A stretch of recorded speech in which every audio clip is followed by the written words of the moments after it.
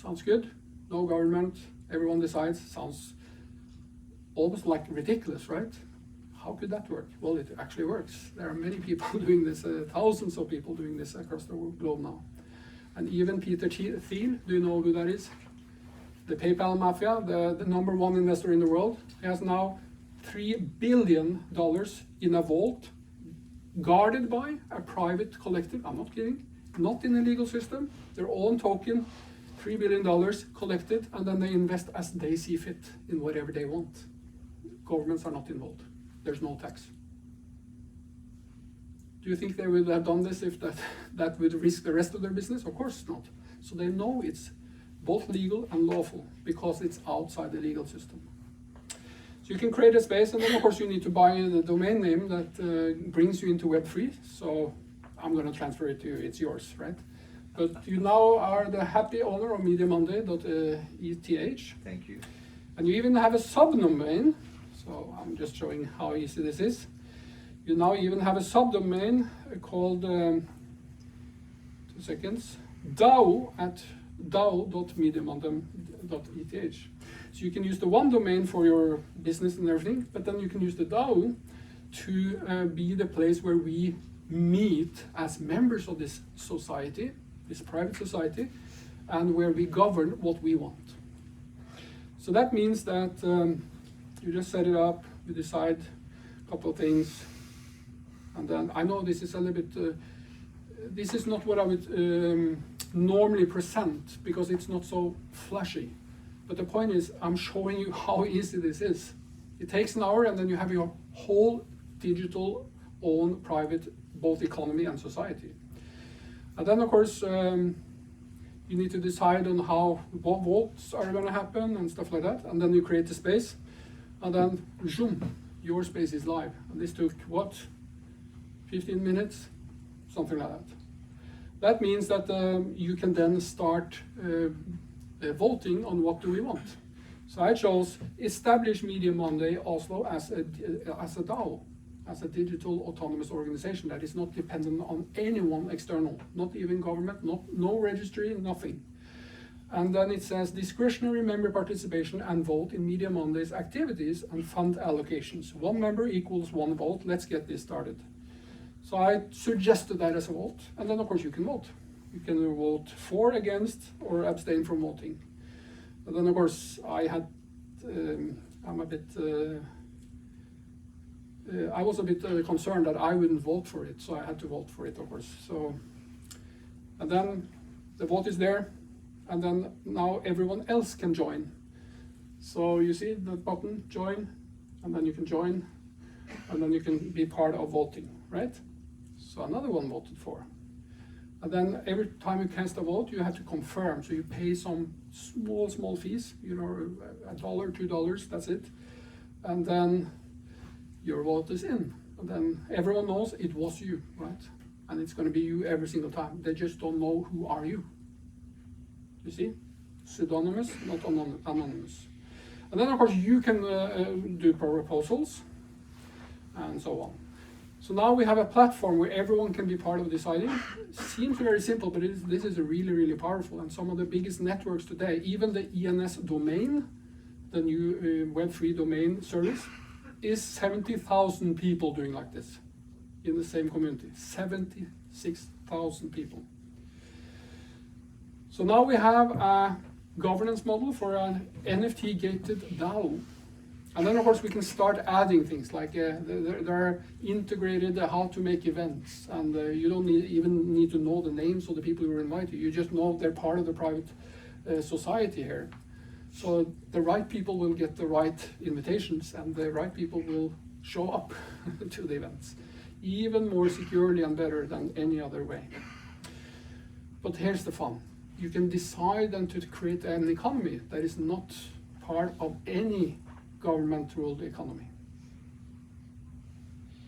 So before I started on this, we had some interactions. We had some people said, "No, that's not possible." I had a lawyer just quit on me, for instance. He said, "No, that's impossible." Now there are so many doing this, so it's just ridiculous. And of course, the very wealthy people, they did this, but they did it internally with their lawyers. Now it's out there. Now everyone can do it. So we can decide right now to make our own investment fund, and we can decide whether or not we want to participate in it or not. And we can decide on how that should work, with what to invest in, and how to get returns from it. That's all up to us. We can decide right here, right now. And how long will it take us? One, and then we need to find the second, we need to decide to do it. Second, we need to decide what type of investment do we want. If it was me, I would have chosen we deliver gold. Sounds stupid? Not necessarily so. So I would choose something called Paxos Gold. That is a digital token representing physical gold that is serial numbered.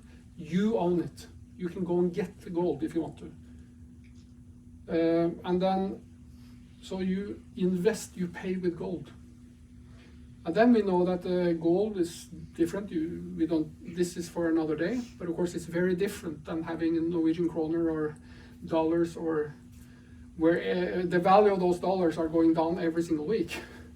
Gold doesn't go down every single week. Okay? And then of course we chose the Pax Gold token. We say that's what people are going to enter with in our investment community. And then we say, what's the upper limit of number of Pax Gold? So 1 million.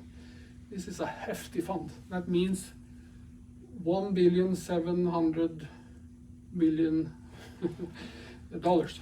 So that's quite hefty.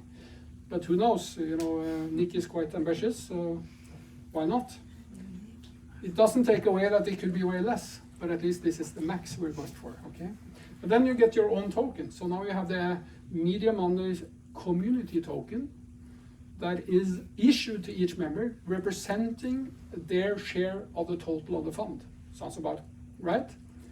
And then of course you can also decide when I've done fundraising quite many times, and the best time to have is 5 p.m. on Christmas Eve. That's the best. It is the best. Then there's a cutoff. People don't want to miss that deadline. So I don't know why it works, but it just works. So I chose this for us. So we have a few weeks left, right, to raise $1,700,000, $700 million. Sorry. And then of course, but there's a certain amount of things you need to take care of, and that is some items that. If you want to keep away from regulators, that they shouldn't come at your door and start asking you questions and stuff, you just keep the number of people that can invest to 99. And if you reach that, you just start a new fund. And why? Because that's unregulated, even in the legal world. Okay? And then this is what non-members will see. They will see that, yeah, there's something going on here, but they can't see what actually was contributed and what it requires. So it's secret to all the people that don't have this NFT, this token that gives you access, because we decided to have holders of certain tokens, being the Media Monday token. You have to have that to be able to invest. Okay? Then of course you have to confirm that you're not here to finance some errors with the T in front. Yeah. So and stuff like that. And then of course you have to pay for this. So I paid. You're welcome. And then now you have your own Media Monday investment club. Do you know what it took me to do this before? It took me months and months, and at least 500,000 NOK at Ernst & Young, just to get the paper to be able to do it, and then all the fees running. It's just insane. This is very different. And of course they try to say that, oh, you should never do this because it's going to get you in jail. Yeah, if you do it the wrong way and you don't pay their bills, of course you're going to get in jail. But you don't do that. You do it yourself, right? I was on stage once with a DNB event. DNB Full, actually they tricked me to be on stage. Next to me was the Finanstilsynet, because I raised money from 149 people. And the amount was so big that they thought, okay, I must have done something wrong, and surely it couldn't be legal. So the guy from the Finanstilsynet started asking questions. And so I just waited for all the questions and I said, so what are you telling me? Am I not allowed to find investors into my own company? And then the rest was gone. Of course you're allowed to do that. But they treated me, since there were so many investors, they thought, or their mind said, oh, you're in the financial business. You're offering financial advice and services. But I was not. I was just owning a company and wanting investors. And that's allowed. And remember, I kept it 149, because 150, then you have to have a prospectus in the world, which I didn't think was worth it, paying $500,000 for something that the investors didn't want anyways. But you see, they're all, quite squared. If you know this, there's no problem. And it's not illegal, it's not unlawful. So this was made then in 15 minutes. And now you have your investment club and you can start investing in it. You only need this link to invite, and you need to have the NFT. You need to be a member of this. You need to have access to be able to click on this button and say, I want to invite others. You see? And then of course you can decide whether or not you want to go to the legal realm. You can have all the papers. It costs $2,000 a year.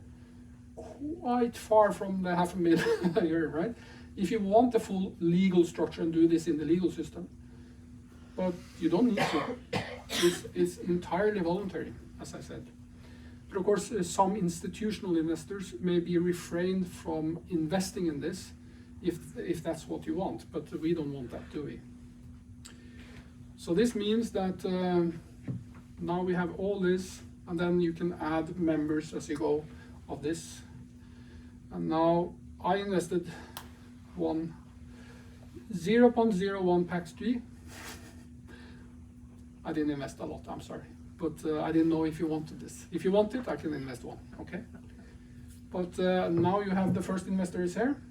So I own, one PAX-G, I own $1,750.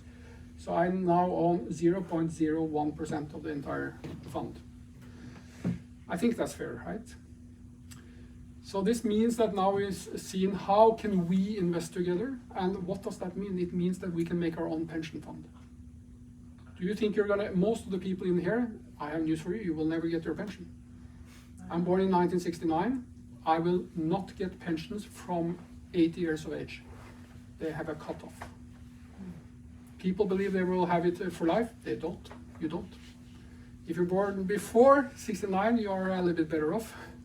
If you're born in the mid-70s, by the time you're entitled to your retirement, what do you think the retirement age is? How many years will I get my pension? If I retire at 67, then I have 13 years. What do you think the retirement age is going to be when you grow that old? So you have to fix it yourself. This is one way to do it, and we can do it together. Okay. And then of course, all this is very well and fine, but we need jobs, and we need to make business that is credible, right? And why not make a private business? Anyone here that wants to try to define what is now a private business?